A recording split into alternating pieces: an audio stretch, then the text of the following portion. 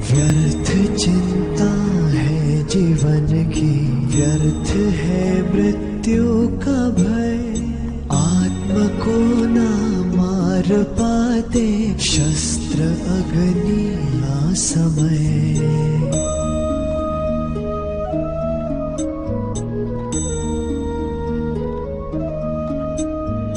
पंचभूतों की बनी ये देह केवल वस्त्र है। पंचभूतों की बनी ये देह केवल वस्त्र है। आत्मा का जो वास्तविक है घर कहीं अन्यत्र है।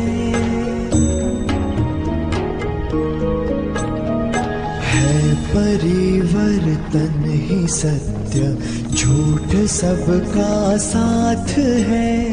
कुछ न खोना कुछ न पाना, रिक्त रहते हाथ है।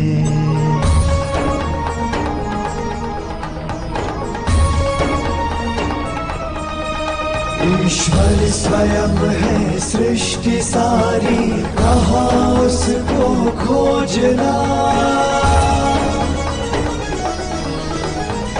जो भी होता शुभ ही होता, सब उसी की योजना।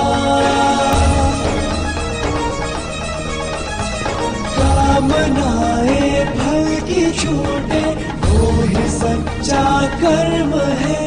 ईश्वर चरण में हो समर्पण, वो ही केवल धर्म है।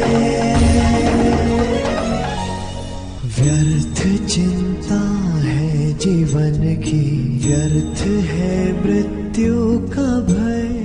आत्म को ना मार पाते शस्त्र अग्नि ना समय।